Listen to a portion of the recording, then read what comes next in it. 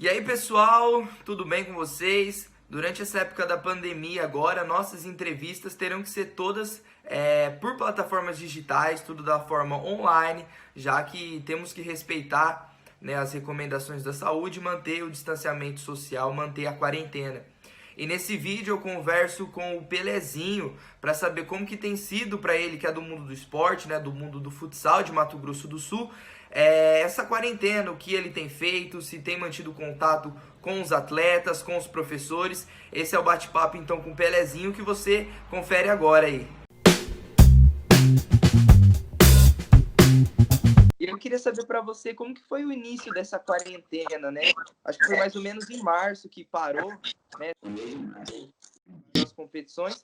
Como que foi para você do esporte, assim, parar as competições? Uma primeira impressão no início. Mais uma vez, obrigado por participar desse bate-papo. Bom dia, Gabriel. Olha, veja bem, é um fato inédito, assim, mundialmente. Eu jamais imaginei que fosse, no início, como você falou, a gente esperava parar 2 semanas para poder ter aquele impacto inicial, e depois eu acredito que não passava pela minha cabeça que fosse ocorrer o que está ocorrendo. E, infelizmente, a coisa se prolongou.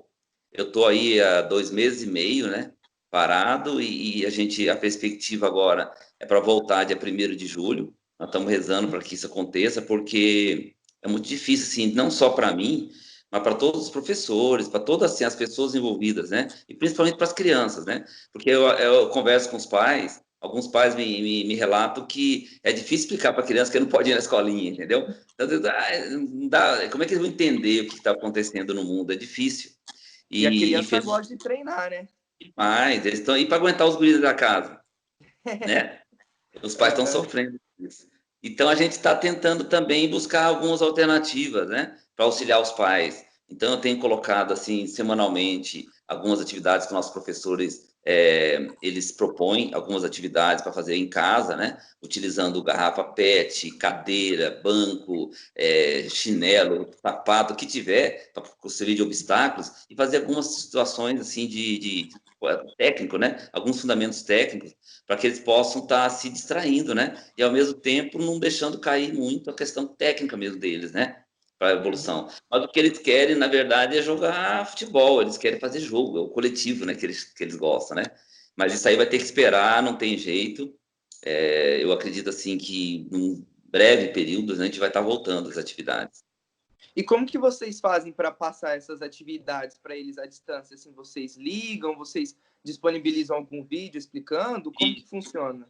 A gente tá fazendo um vídeo pequeno, né?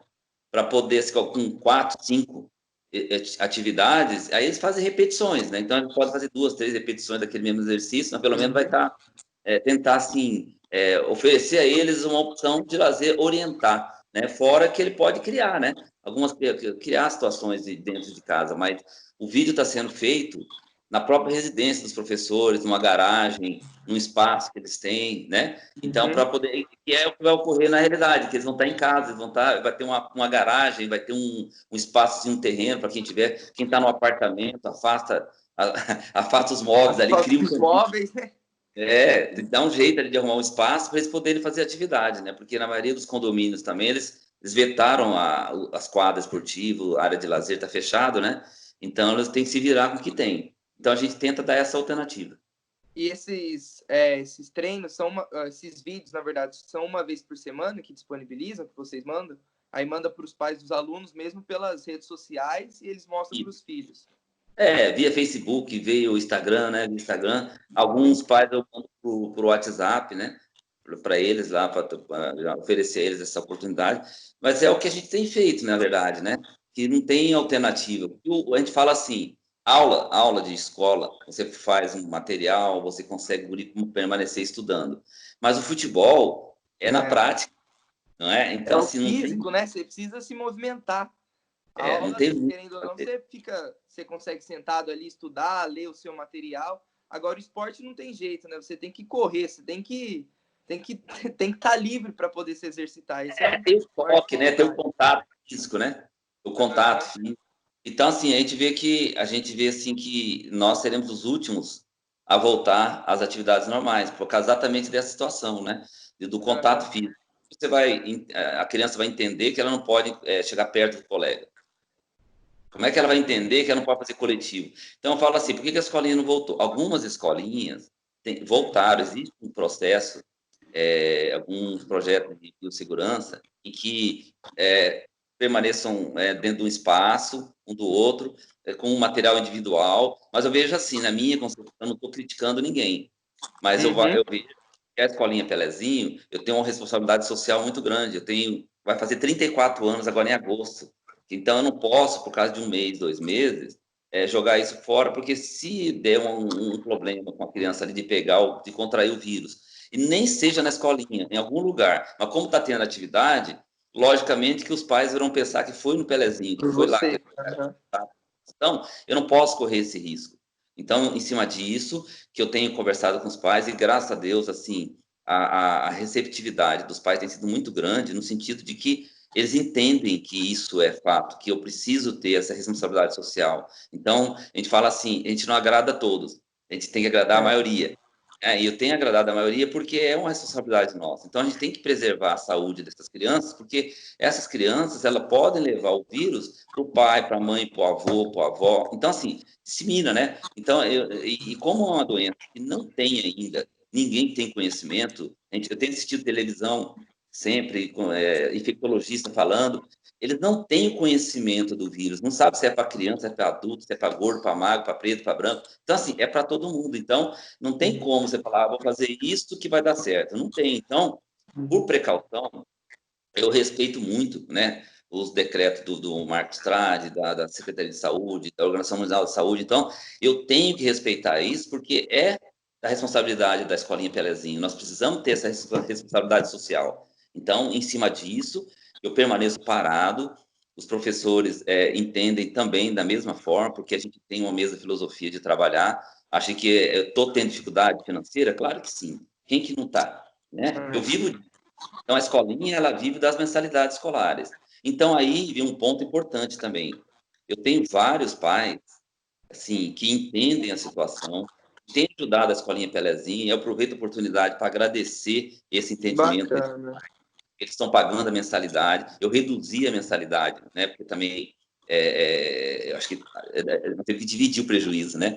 Então, na verdade, eu dividi com os pais o prejuízo, eles têm entendido isso. Então, assim, eu estou muito satisfeito, assim, nesse aspecto. Acho que os pais, assim, além de entenderem a questão de estar parado, que para preservar a saúde das crianças, eles estão preservando também uma instituição, que é a Escolinha Pelezinho, porque eles sabem que isso é importante para o filho deles. Então, assim, para perpetuar a Escolinha Pelezinho, eu necessito das mensalidades. Então, assim, esse acordo a gente tem feito. Aqueles que estão na mesma situação que a minha, que estão sofrendo prejuízo, que não têm condição de pagar, não estão pagando, não tem problema nenhum. Aqueles que têm condições de pagar, eles estão pagando uma parte. Então, assim, nós estamos tentando nos ajudar, porque isso vai passar. Né? Eu espero que passe o mais breve possível.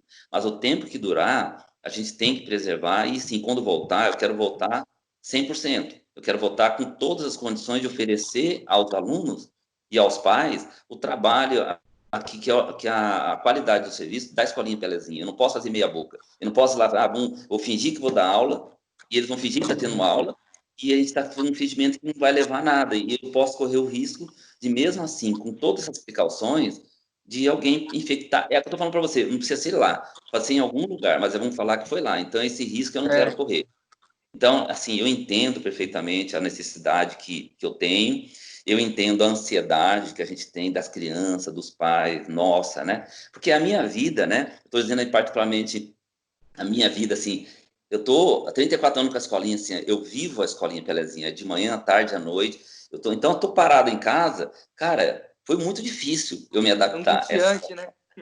Adaptando, eu não me adaptei, entendeu, Gabriel? É. Mas a gente vai contornando. Eu tenho um fundo, aqui em casa tem um gramado no fundo, eu promovo, eu faço para mim mesmo. Eu monto um circuito técnico, eu pego o polo, tenho o cone, eu faço um trabalho ali no gramado ali, para manter a minha condição física também, porque a gente não pode ficar parado também. Como as crianças não podem, a gente também não pode. Então, cada um procura ver uma forma de manter uma atividade e aguardar. Não tem outra situação.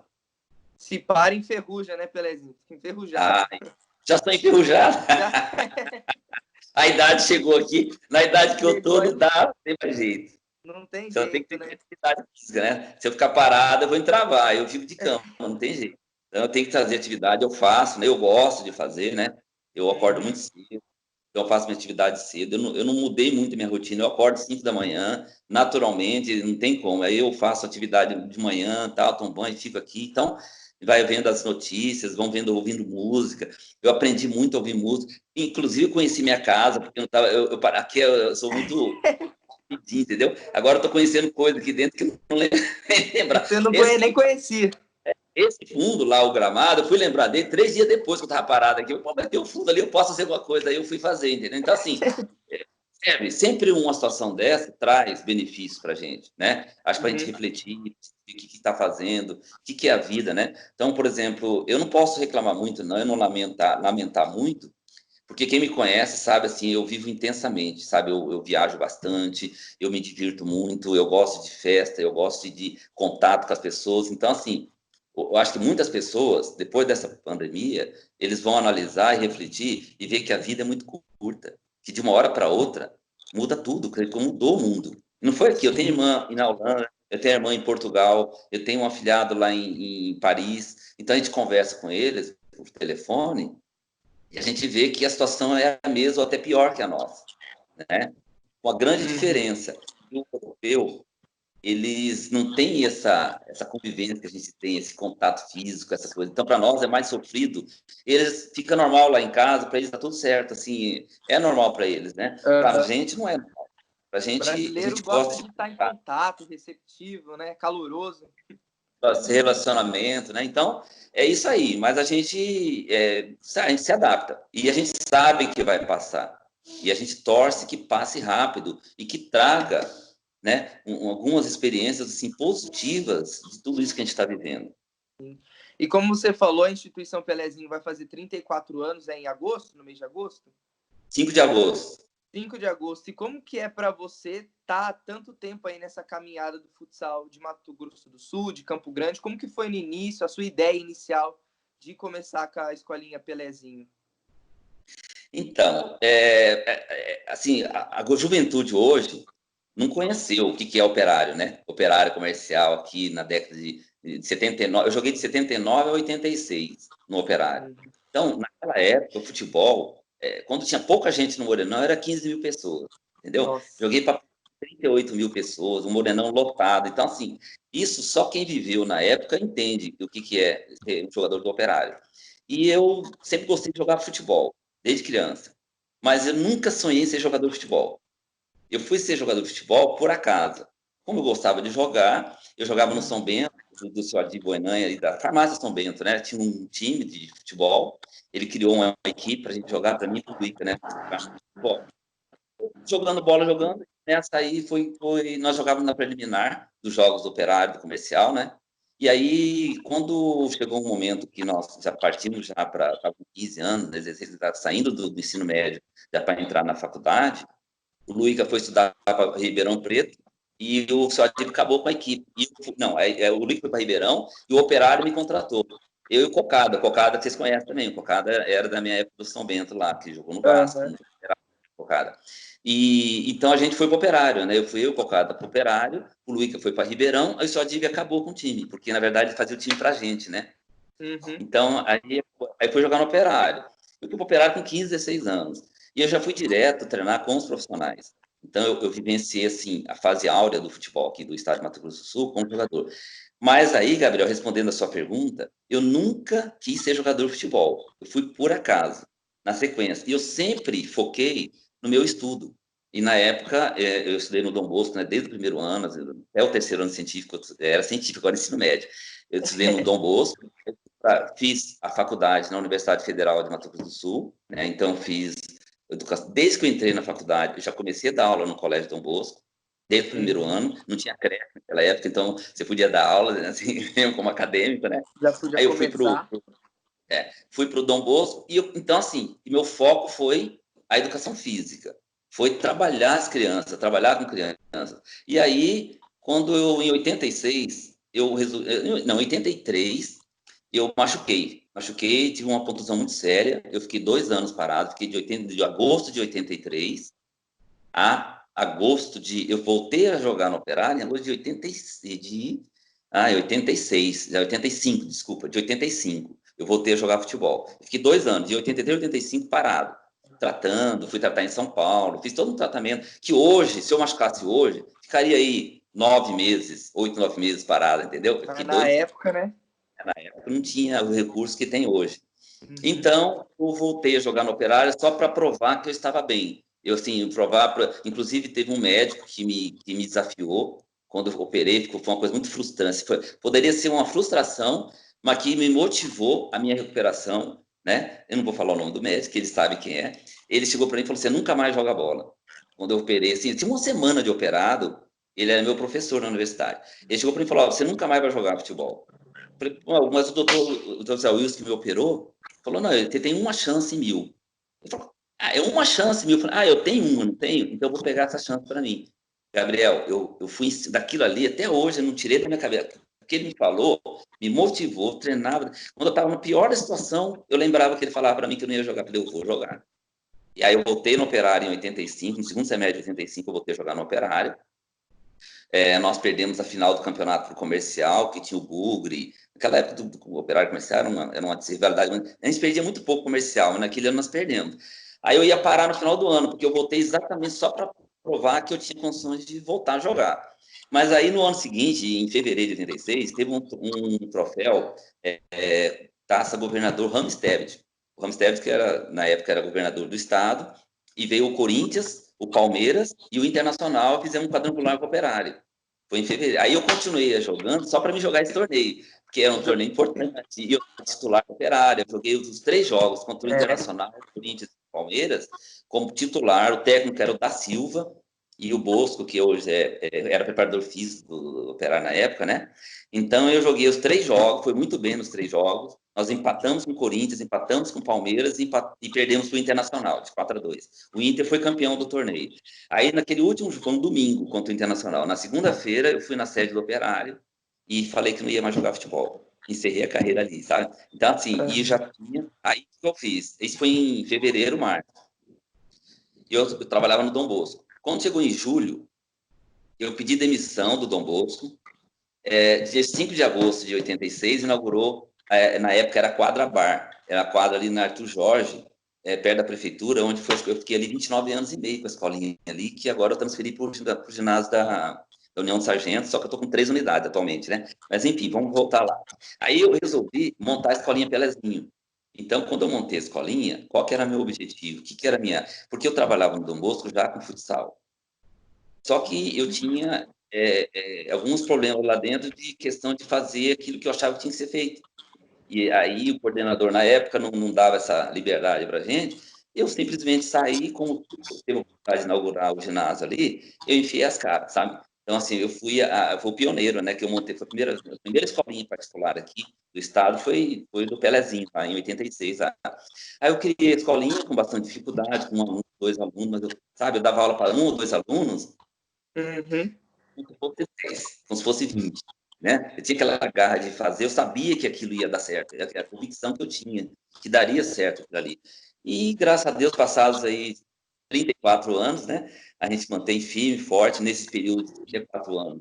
Aconteceram muitas coisas maravilhosas para a escolinha. Eu já tive no Japão com a escolinha por 3 vezes. Eu tive na Europa com a escolinha. Nós fomos jogar em Roma. Eu fui jogar tinha um time de futebol feminino. Nós fomos jogar na Argentina.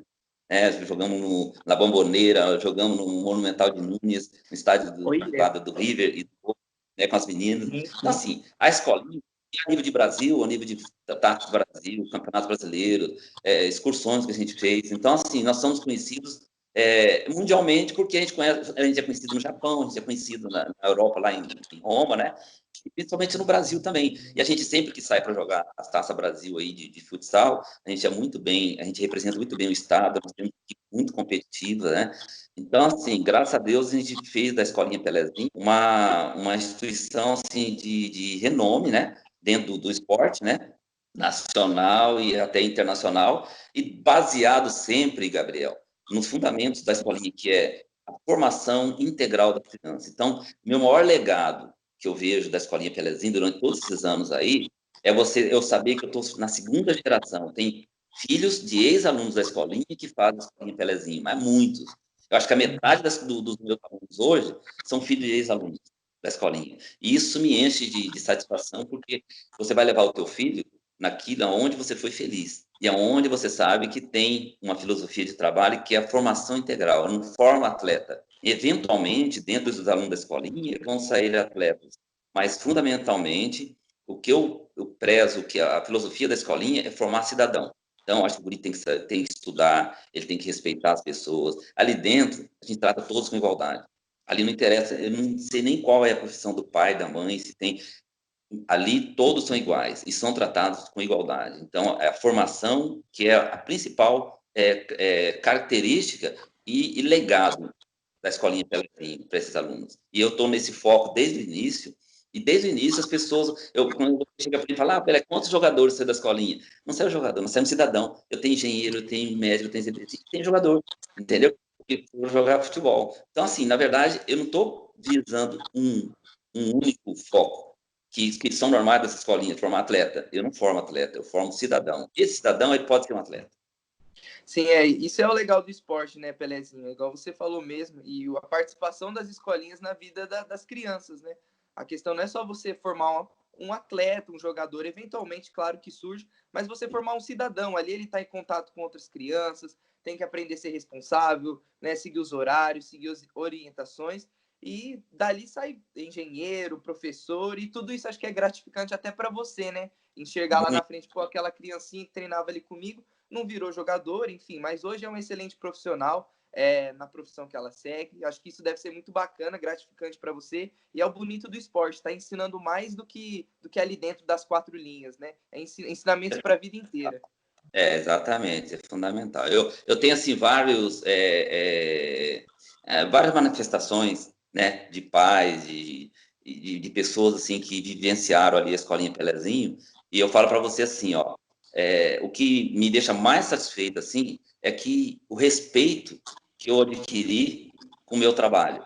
Então, assim, eu não tenho dinheiro, mas eu tenho respeito, e isso vale mais que qualquer dinheiro. Em qualquer lugar hoje, Gabriel, que eu entro aqui em Campo Grande, eu vou no banco, eu vou na repartição, aonde eu vou, as pessoas me olham com respeito, tá?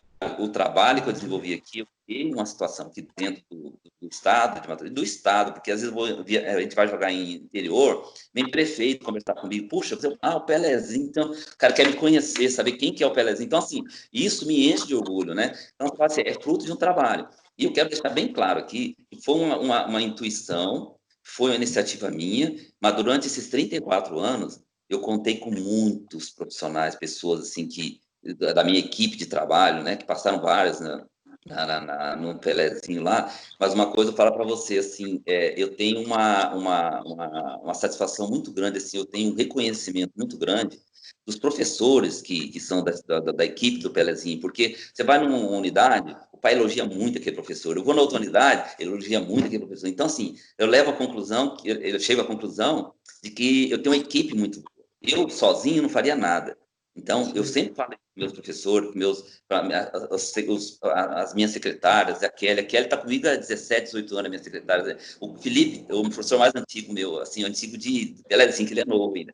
Mas ele está com 16, 17 anos já no Pelezinho. Então, todos os professores que eu tenho, existe, assim, uma habilidade muito grande. Então, eles são adaptados. E o Felipe, o Arada, o Arada, técnico das equipes, o Arada foi meu aluno, ele saiu do Dom Bosco comigo, quando a época lá eu treinei, quando eu montei a escolinha, o Arada, o Jair, eles só vieram comigo. Então ele foi meu atleta, estudou, formou, foi morar no Japão, voltou, e há 10 anos já, que ele é técnico das equipes do Pelezinho, ele voltou. Então, ele é uma filosofia de trabalho, que eu trabalhei com ele, com o técnico, ele trabalha hoje com as crianças. Então, assim, eu sou muito bem representado. Então, meus professores, eles são muito bons, eles são muito voltados para essa filosofia. Não estão preocupados em formar atleta, a gente forma cidadão. Então, a gente corrige, a disciplina é a característica da escolinha Pelezinho. Ali tem que existir a disciplina. A educação vem de casa. Existe uma grande diferença entre a disciplina e a educação. O guri que é mal educado é porque o pai e a mãe mal educaram a criança. Tenta trazer ele para a disciplina. A disciplina a gente ajuda. Mas na educação, os pais têm que ajudar. E eu sempre falo isso, os pais têm que entender isso. Que a gente não está ali para educar filho de ninguém. Está ali para disciplinar e educar dentro do esporte. O esporte, ele educa. O esporte, ele dá uma formação para criança. Aquilo que nós conversamos agora anteriormente. Então, o guri tem que respeitar um ao outro, respeitar o professor, respeitar o pai. Eu sempre falo assim para os meus alunos, da equipe principalmente, eu falo, para jogar na equipe do Pelezinho, você tem que ser um bom filho, obedecer aos pais, colaborar na casa, com tudo lá dentro, ser um bom aluno na escola, então respeitar o professor, respeitar os colegas, estudar, ter notas boas, e um bom atleta. Qual que é bom atleta?